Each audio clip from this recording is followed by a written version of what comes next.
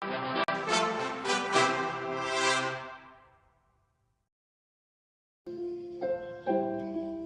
Bapak Ibu Saudaraku yang diberkati oleh Tuhan.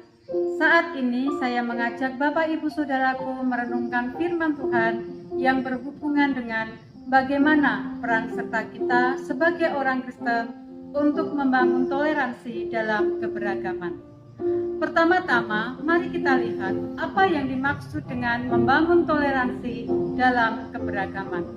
Membangun toleransi dalam keberagaman berarti menciptakan sikap saling menghargai, menerima, dan menghormati perbedaan dalam masyarakat untuk menuju kehidupan yang harmonis dan seimbang. Sekarang mari kita lihat bagaimana Alkitab menjunjung tinggi nilai-nilai yang terkandung dalam membangun toleransi di tengah keberagaman.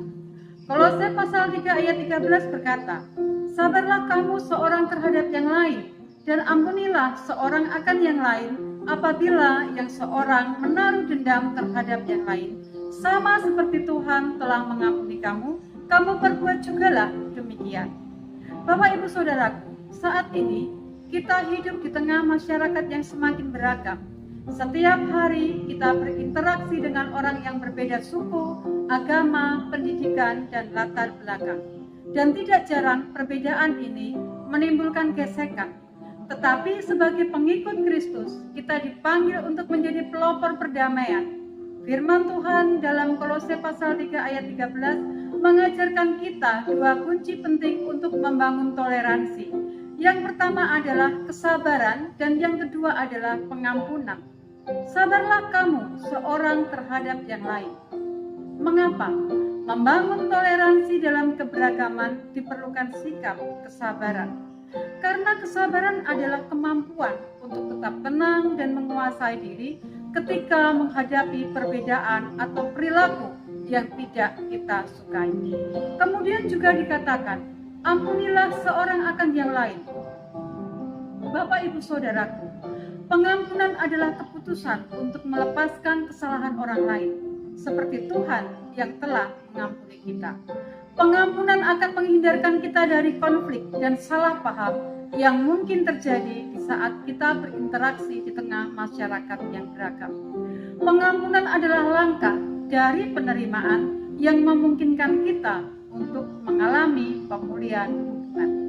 Lalu bagaimana kita dapat menerapkan bagian firman Tuhan ini dalam kehidupan sehari-hari sebagai langkah untuk membangun toleransi dalam keberagaman?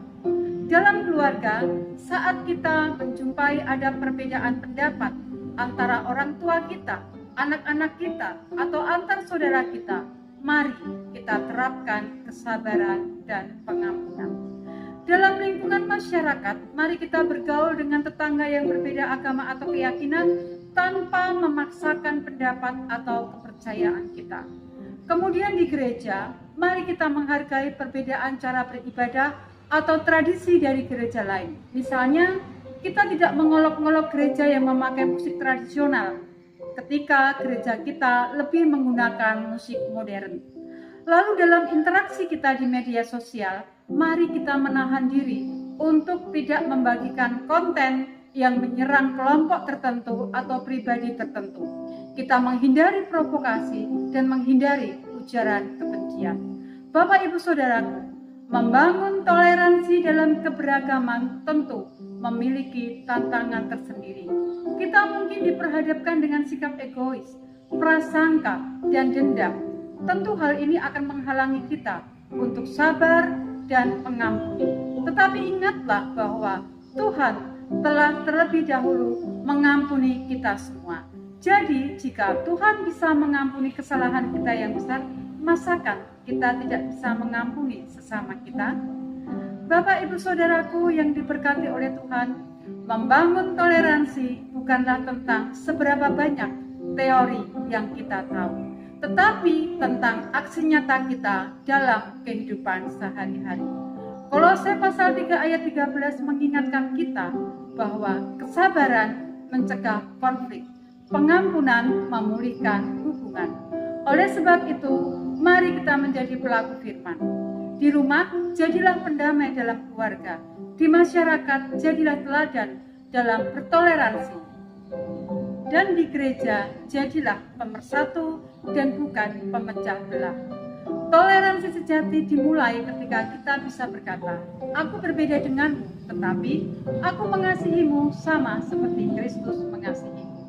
Bapak Ibu Saudaraku, kiranya renungan ini bermanfaat untuk kita semua, sehingga kita dapat menjadi berkat untuk keluarga, masyarakat, untuk bangsa dan negara kita.